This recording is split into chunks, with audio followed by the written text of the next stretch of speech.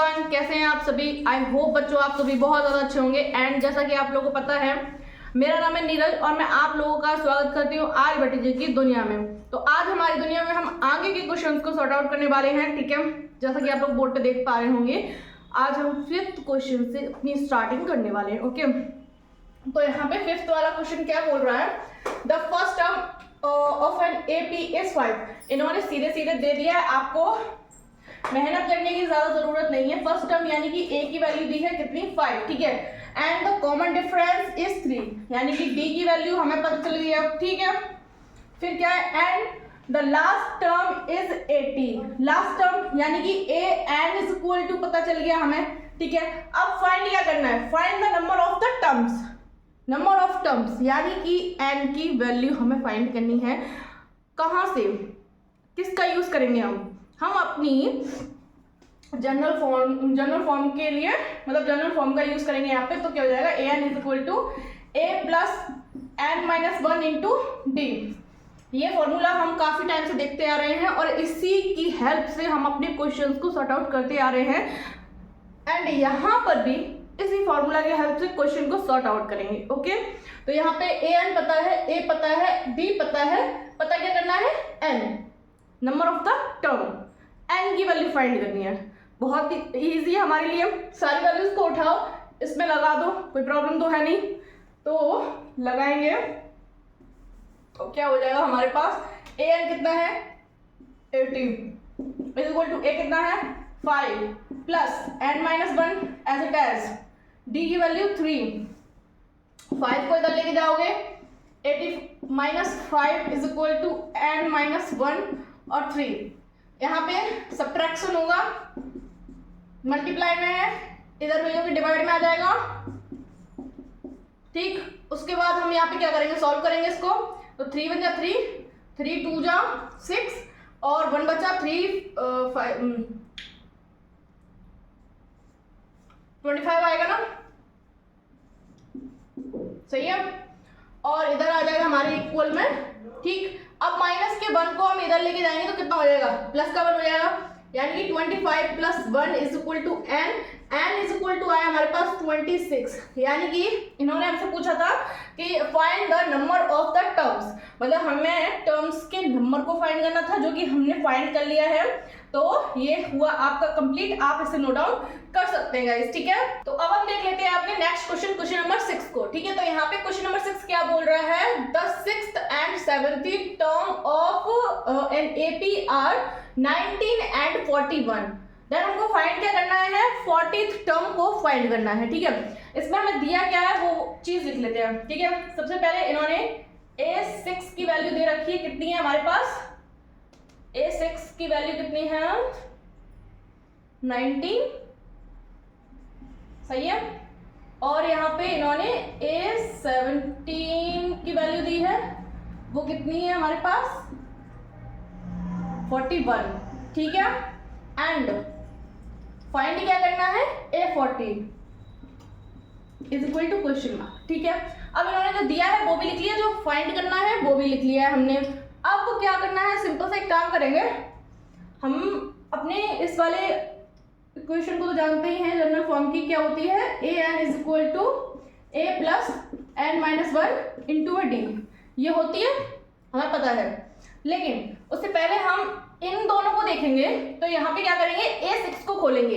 तो a6 को हम क्या लिख सकते हैं, a प्लस 5d लिखते हैं ना, इज इक्वल टू 19। हम इसको इस तरीके से लिख सकते हैं, कोई प्रॉब्लम नहीं है। एंड इसको यहाँ पे a17 को कैसे लिखेंगे, a plus 16d is equal to 41, सही बात है। इसको आप इक्वेशन नंबर 1 बोल दो और इसको आप इक्वेशन नंबर 2 बोल दो, ठीक है। अब क्या करेंगे, हम एक सिंपल सा काम करेंगे कि इन दोनों इक्वेशंस को, हमें पता है कि जब हमारे क्वेश्चन में 2 इक्वेशंस बन जाए और हमसे कोई तीसरा क्वेश्चन पूछा जाए, तो हम क्या करते हैं, उन दोनों इक्वेशंस को सॉल्व करते हैं। पहले तो उन दोनों इक्वेशंस को सॉल्व करेंगे। क्यों सॉल्व करेंगे, देखो हमको पूछा जा रहा है a40, हम उसमें अपना ये वाला फॉर्मूला फिट करेंगे, सिंपल सी बात है, ठीक। अब क्या करना है, हमें A40 के अकॉर्डिंग यहाँ पे 40 मिल जाएगा, यहाँ पे 40 मिल जाएगा, ठीक है, सही है। लेकिन इसमें हमें दो चीजें मिसिंग है। क्या मिसिंग है हमारे लिए? A की वैल्यू और D की वैल्यू, इन दोनों की वैल्यूज मिसिंग है यहाँ पे। तो इन दोनों की वैल्यूज हम कहाँ से निकालेंगे? इन दोनों की वैल्यूज हम इक्वेशन 1 और इक्वेशन 2 यानी कि इन दोनों इक्वेशंस की हेल्प से निकालेंगे, सही बात। तो अब हमारे पास इन दोनों इक्वेशंस को सॉल्व करेंगे, तो लिख लेंगे now we solving both equations, ठीक, बोथ इक्वेशंस को हम सॉल्व करेंगे। तो यहां पे लिख लें a plus 16d is equal to 41 and उसके बाद हम लिखेंगे, तो क्या लिखेंगे? a plus 5d is equal to 19, ठीक है। अब सब्ट्रैक्ट कर लो, ठीक है, माइनस माइनस माइनस कर दिया। अब देखेंगे कि ये पॉजिटिव है, ये नेगेटिव है, मतलब ये क्रॉस आउट हो गया, ठीक। ये 16 है, यहाँ पे 5 है, माइनस हो रहा है, मतलब 11d बचा, ओके। अब यहाँ पे 41 प्लस का माइनस का 19, तो यहाँ पे 22 बचा, ओके। अब क्या कर सकते हैं? d की वैल्यू यहाँ से हमें बड़ी आसानी से मिल जाएगी, 11 में जाए 11, 11 2 जा 22, यानी कि d इज इक्वल टू हमारे पास आया 2। अब देखो हमें यहाँ पे इस फॉर्मूला के लिए d और a दोनों वैल्यूज चाहिए थी, लेकिन हमने d की वैल्यू निकाल ली है, ठीक है। अब इसकी हेल्प करेंगे, यानी कि इसकी हेल्प से हम a की वैल्यू निकालेंगे। कैसे? या तो इसे इक्वेशन नंबर 1 में पुट कर दो, या तो इसे इक्वेशन नंबर 2 में पुट कर दो। आप दोनों में से किसी भी एक इक्वेशन में d की वैल्यू को लगाओगे तो आपको a की वैल्यू मिल जाएगी, ठीक है। तो लिखेंगे यहाँ पे this value put in equation first में लगा लेते हैं, ठीक है। ये रही हमारे पास, तो यहाँ पे a as it is plus 5 into D की जगह 2 रखेंगे और इज इक्वल टू में 19, ओके। इसको सॉल्व करेंगे तो हमें क्या मिल जाएगा? यहाँ पे a एज इट एज मिलेगा और यहाँ पे 5 to the 10 मिलेगा, ठीक है, plus 10 is equal to 19, okay. अब इस पॉजिटिव 10 को इधर लेके जाएंगे तो a is equal to 19 minus 10 हो जाएगा, ओके। तो यहाँ पे a जो वैल्यू है हमें वो दिख रही है, कितनी आ रही है? 9 आ रही है, ठीक है। अब हमें d भी पता चल गया, a भी पता चल गया, तो अब हम इंतजार किस चीज का कर रहे हैं? अपने क्वेश्चन को सॉल्व करते हैं। नाउ हमें क्या करना है? a40 की वैल्यू फाइंड करनी है, ठीक है। नाउ फॉर a40, ठीक है। तो अब क्या करेंगे हम? a40 के लिए इस चीज का यूज करेंगे। तो सबसे पहले इसमें वैल्यूज लगाते हैं। a40 is equal to a की वैल्यू हम निकाल चुके हैं, कहाँ है हमारे पास? ये रही, यानी कि 9 प्लस n माइनस 1, यानी कि n की जगह 40 लगाओ तो क्या हो जाएगा हमारे पास? 40 माइनस 1 और d की वैल्यू अगर हम लगाएंगे तो ये रही हमारे पास, कितनी है? 2 है, ठीक है। अब कैलकुलेशन बची है, कैलकुलेशन करते हैं। a40 is equal to 9 plus 39 into 2, यही तो रह जाएगा। अब इसके बाद a40 निकालेंगे तो क्या निकलेगा हमारे पास? a40 is equal to 9 as it as रहेगा, पहले मल्टीप्लाई करते हैं तो 2 9 जा, सही बात। अब क्या करेंगे? a40 इज इक्वल टू 9 को ऐड कर लो तो हमारे पास आ जाएगा इसकी करेक्ट वैल्यू, ठीक है। तो क्वेश्चन बहुत ज्यादा छोटा है, बिल्कुल भी टेंशन नहीं करेंगे, स्टेप बाय स्टेप क्वेश्चन को समझेंगे और step by step he question को नोट डाउन करेंगे। सबसे पहले हमें क्वेश्चन ने जो दिया हुआ था हमने वो लिख लिया और जो फाइंड करने के लिए बोला था वो भी लिख लिया। उसके बाद हमने क्या किया है? a6 को खोला है a प्लस 5d की फॉर्म में, ठीक है, और a17 को सेम उसकी फॉर्म में खोल दिया है, ठीक है।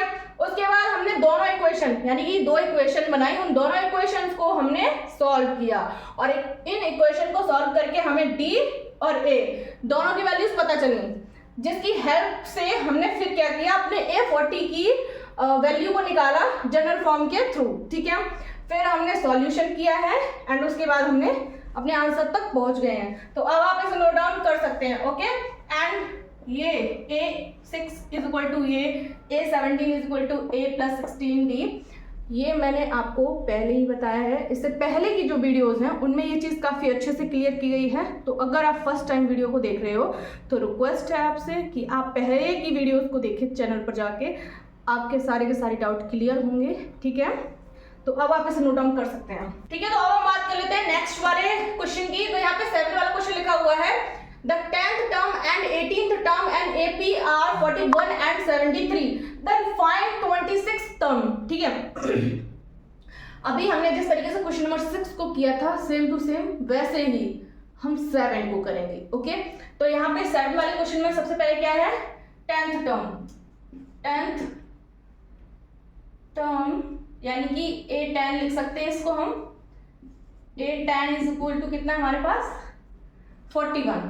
ठीक है, इसकी फॉर्म खोलो, इसकी फॉर्म खोलेंगे तो क्या मिल जाएगा हमें, A + 9D, सही बात, और इज इक्वल टू 41, सही बात। इसको इक्वेशन नंबर 1 बोल देंगे। ठीक, अब क्या करेंगे, अब इसको देखेंगे यानी कि 18th वाले टर्म को। A18 इज इक्वल टू कितना हमारे पास 73। ठीक है, अब इसको फॉर्म में खोलेंगे तो क्या मिलेगा, A + 17D is equal to 73, equation number 2। अब 2 इक्वेशन है हमारे पास, तो सिंपल सी बात है, ये फ्री में तो आई नहीं है, इन सब कुछ ना कुछ तो हमें मिलेगा ही। दोनों को सॉल्व करेंगे तो हमें क्या मिलेगा, A और D की वैल्यू, जो हमें आगे हेल्पफुल करेगी इसको क्वेश्चन को सॉल्व करने के लिए। ठीक है, तो इसमें इक्वेशन नंबर 1, इक्वेशन नंबर 2 को सॉल्व करेंगे। Now solving both equations. ठीक, बोथ इक्वेशंस को सॉल्व करेंगे यानी कि इसको रखो, इसको पहले लिखते हैं, ये बड़ी है ये छोटी है, तो A + 17D is equal to 73 और A + 9D is equal to 41। Okay, तो ये हो गई, इसको सब्ट्रैक्ट करो। ठीक, तो A से A कैंसिल आउट हो गया। ठीक है, 17D में से 9D गया तो हमारे पास कितना बचेगा, 8D। ओके, एंड इसके बाद हम इधर देखेंगे तो 73 में से हम 41 माइनस करना है, तो यहाँ पे हमें मिल जाएगा 3 में से 2 और 7 में से 4 गया 3, 32। ओके, अब क्या करेंगे, इसको डिवाइडेशन में भेजेंगे यानी कि D इज इक्वल टू 32/8 करेंगे तो 8 बन जाए 8। D की जो वैल्यू मिली वो कितनी मिली, 4। ठीक, अब क्या करेंगे, इस वैल्यू को या तो इक्वेशन नंबर 1 में लगा दो या तो इक्वेशन नंबर 2 में लगा दो, आपकी दूसरी वैल्यू निकल कर आएगी। ठीक है, तो लगा लेते हैं, put in first, equation first में पुट करेंगे तो D की जगह कितना आएगा, 4, तो A + 9 × 4 इज इक्वल टू 41, तो A is equal to 41 minus 36। Okay, तो A इज इक्वल टू हमारे पास कितना हो जाएगा, 5। अब A और D की वैल्यू आ गई हमारे पास, तो नेक्स्ट क्या करेंगे, नाउ अकॉर्डिंग टू क्वेश्चन, अब क्वेश्चन हमसे क्या पूछा है, फाइंड 26th टर्म, यानी कि फॉर 26th टर्म। ठीक, तो यहाँ पे एक चीज और लिख सकते हैं, सॉल्यूशन, अगर आपको अच्छा लगे तो लिख लेना सॉल्यूशन। ठीक है, सॉल्यूशन फॉर 26th टर्म। ठीक है, तो यहाँ पे क्या करेंगे, A 26 इज इक्वल टू निकालेंगे तो क्या जनरल फॉर्म हमारी क्या होती है, A + n - 1 × D होती है, तो 26 के लिए निकाल रहे हैं तो क्या लगा लेंगे, n की जगह पे 26 लगा लेंगे, यानी कि A 26 इज इक्वल टू हमारे पास हो जाएगा, A की वैल्यू 5 है प्लस n 26 है, 26 में से बन गया 25। ठीक, या फिर आप डायरेक्ट निकाल कर लीजिए अभी, और D कितनी है हमारे पास, 4। ठीक है, अब सिंपल सा काम करेंगे, जो इक्वेशन बनी है उसमें सॉल्यूशन करेंगे, मतलब कैलकुलेशन करेंगे और कुछ नहीं। तो A 26 इज इक्वल टू हमारे पास हो जाएगा 5 + 25 × में 4, और A 26 इज इक्वल टू हो गया 5 + 25 × 4 यानी कि 100, और इसके आगे अगर हम इसको सॉल्व करेंगे तो हमारा क्या आ जाएगा, आंसर।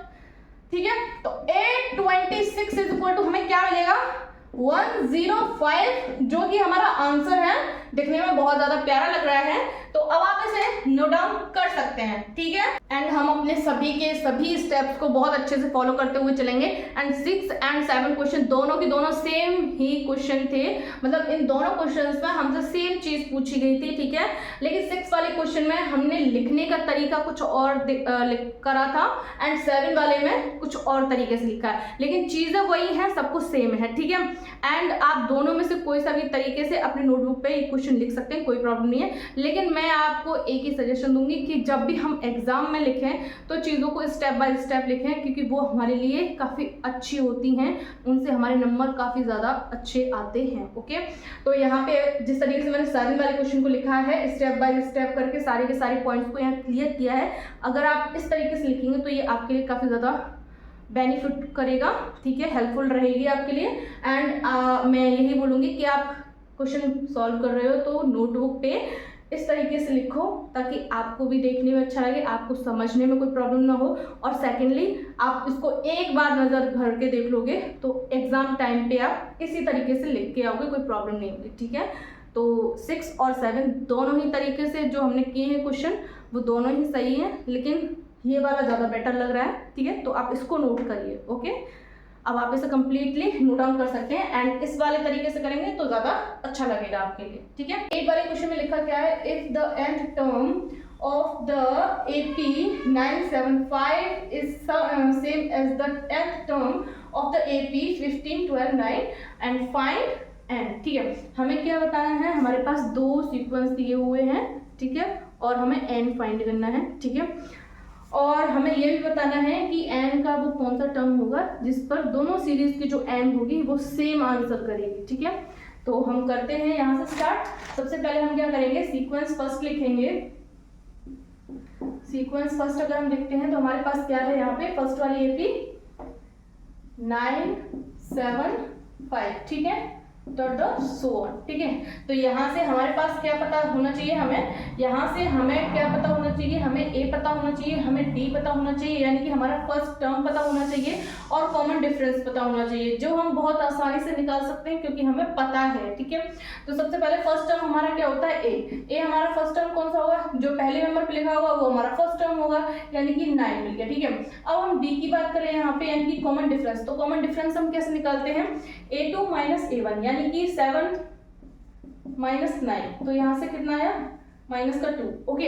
अब हमें जब A और D पता है तो हम अब आगे क्या यूज करेंगे, अपनी जनरल फॉर्म को यूज करेंगे, यानी कि हम AN is equal to A plus n minus 1 into D, इस वाले फॉर्मूला को अपना यूज करेंगे, ठीक है। A हमें पता है, D हमें पता है, दोनों वैल्यूज उठाओ, इस हमें लगा दो। तो यहाँ पे AN इज इक्वल टू हमारे पास क्या हो जाएगा, A की जगह लगाएंगे तो 9 plus n as it as minus 1 same to same, और D की जगह हम लगाएंगे तो माइनस 2 आ जाएगा, ठीक है। तो ये हमारा यहाँ पे क्वेश्चन हुआ।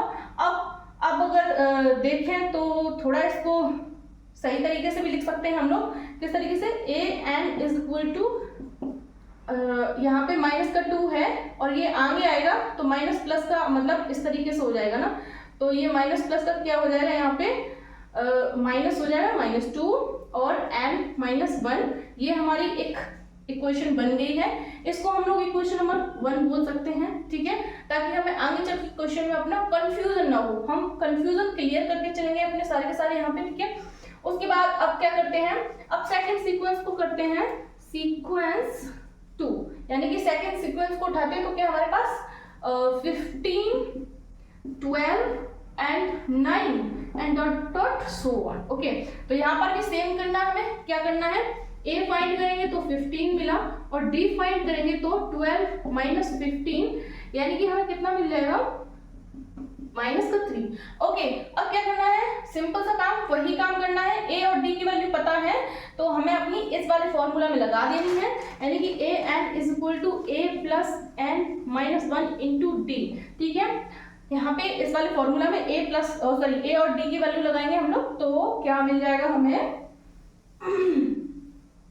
AN एज इट एज रहेगा, AN same to same, no change. A की जगह हम लोग कितना लगाएंगे, 15 लगाएंगे, तो 15 plus n minus 1 as it as, no change, निकाली हुई है, कितनी है, -3, तो -3 है, तो यहाँ पे हम लगाएंगे मल्टीप्लाई करके थोड़ा -3। ओके, अब क्या करेंगे, अब सिंपल से एक काम करेंगे कि जिस तरीके से हमने इस इक्वेशन को अरेंज किया था सही तरीके से, मतलब थोड़ा देखने में अच्छा लगे, तो वैसे हम इसको भी कर लेते हैं, ठीक है। an is equal to 15 -3 and -1, और ठीक है, अब इसको हम क्वेश्चन नंबर 2 बोल सकते हैं, ठीक है। अब हम ध्यान से देखेंगे, क्या एक चीज देखेंगे, क्या देखना हमें, हम अपने क्वेश्चन में देखेंगे तो हमने यहाँ तक सॉल्व करा है, यहाँ तक सॉल्व करने में हमें 2 इक्वेशन मिली है, एक तो इक्वेशन नंबर 1 मिली है और एक इक्वेशन नंबर 2 मिली है। हम क्या करेंगे, अपनी दोनों इक्वेशंस को देखेंगे, तो दोनों इक्वेशंस का ये वाला पार्ट जो है LHS वो इक्वल है, और जब हमारी LHS इक्वल होती हैं, यानी कि हमारा क्वेश्चन जो है उसमें हमारी इक्वेशंस बन रही हैं और उसका LHS इक्वल होता है, तो सिंपल सी बात है कि जब LHS इक्वल होगा तो RHS भी इक्वल हो जाता है, यानी कि ये चीज दोनों में सेम है और दोनों इक्वल कर रहे हैं एक दूसरे को, ठीक है। तो इसका मतलब ये हुआ कि इनके RHS भी इक्वल हो जाएंगे, तो हम लोग क्या लिखेंगे, from both equations are equal। आप चाहो तो ब्रैकेट में लिख सकते हो LHS, हमारा कौन सा वाला पार्ट इक्वल है, हमारी इक्वेशंस का LHS वाला पार्ट इक्वल है, तो इसी वजह से हम हमारा RHS को भी इक्वल कर लेंगे, ठीक है। तो हम क्या करेंगे, पहले इसको लिखते हैं, यानी कि 9 - 2 और n-1, ठीक है, और इसके इक्वल क्या हो जाएगा, हमारे पास ये हो जाएगा 15 - 3 और n-1, ठीक है। अब क्या करेंगे, अब आप सिंपल सा एक काम करो, जो n वाला टर्म है उसको एक तरफ ले आओ और जो कांस्टेंट टर्म है उसको एक तरफ ले जाओ, ठीक है। तो हम क्या करते हैं, हम n वाले को इधर लेके आते हैं और कांस्टेंट को उधर लेके आते हैं। अब दोनों ही अपने घरों को एक्सचेंज करेंगे, तो सिंपल सी बात है कि इनका साइन चेंज हो जाएगा, ओके। तो ये -2 और n-1 एज इट इज ये इस घर में आएगा, तो इसके माइनस जो साइन है वो चेंज हो जाएगा, माइनस से प्लस में आ जाएगा, ठीक। और 15 एज इट इज यही रखेंगे, तो ये जो 9 पॉजिटिव है अपना घर चेंज करेगा, इधर जाएगा तो माइनस का हो जाएगा, ठीक है। ये हो गया। अब क्या करना है हमें, अब हमें सिंपल सा काम करना है, जो जुड़ रहा है उसे जोड़ लेंगे, जो घट रहा है उसे घटा देंगे, बाद बाकी हम अपने आंसर तक पहुंच जाएंगे, ओके। तो यहाँ पे हम देखेंगे -2, देखो पीछे जो हमारा n-1 है वो दोनों में सेम है, ठीक है। तो जरूरी नहीं है कि हम मल्टीप्लाई करके यहाँ पे सॉल्व करें। अब कोई कहे कि हम 2 का यहाँ मल्टीप्लाई करेंगे, फिर यहाँ 3 का मल्टीप्लाई करेंगे, फिर हम इसको सॉल्व करेंगे, तो आप उस तरीके से भी कर सकते हैं, कोई प्रॉब्लम नहीं है। लेकिन जब चीजें हमारे लिए आसान है ऑलरेडी क्वेश्चन में, तो हमें और ज्यादा आसान करने की जरूरत नहीं है, ठीक है। हमेशा याद रखना, अगर इस तरीके से लिखा हुआ है, ऑलरेडी कॉमन है आपके पास, तो बहुत सिंपल सी बात है, हमें क्या करना है, -2 देखना है और इधर +3 देखना है। ये पीछे का छोड़ दो, क्योंकि ये दोनों में सेम है, हमें इससे कोई लेना देना नहीं है। हमें सिर्फ आगे का नंबर देखना है और अपना चिन्ह देखना है, साइन देखना है, पॉजिटिव है या नेगेटिव है, उसी के अकॉर्डिंग हमें अपना आंसर यहाँ पे निकालना है, ठीक है। तो ये -2 है, ये +3 है, तो अब आप मुझे बताइए, जब हम 3 में से माइनस को करेंगे 2, तो सिंपल सी बात है प्लस का आंसर आएगा और वो 1 आएगा, ठीक है। तो 1 आया और कितना, n-1, ठीक है। और यहाँ पे 15 में से 9 जाएगा तो हमारे पास कितना आ जाएगा, 6 आ जाएगा, ठीक है। अब इसके बाद क्या करेंगे, ये जो 1 है वो मल्टीप्लाई में है, मतलब कोई प्रॉब्लम नहीं है इसे, ठीक है। अब n-1 को हम खोल देंगे तो हमारा क्या हो जाएगा, n-1 इज इक्वल टू 6, तो n इज इक्वल टू हमारे पास जो वैल्यू आई वो कौन सी है, 7, यानी कि जो हमारा 7th टर्म होगा इन दोनों सीरीज का वो कैसा होगा, इक्वल होगा, ठीक है। यहाँ पे मैं क्या पूछा था, n term of the AP is same as the, यानी कि इन दोनों, यानी कि first sequence and second sequence का जो nth वाला टर्म जो सेम होगा वो कौन सा होगा, 7 वाला होगा, ठीक है। यानी कि हम इसको लिख सकते हैं 7th टर्म। और ये हो गया आपका क्वेश्चन कंप्लीट। अब आप इसे नोट डाउन कर सकते हैं।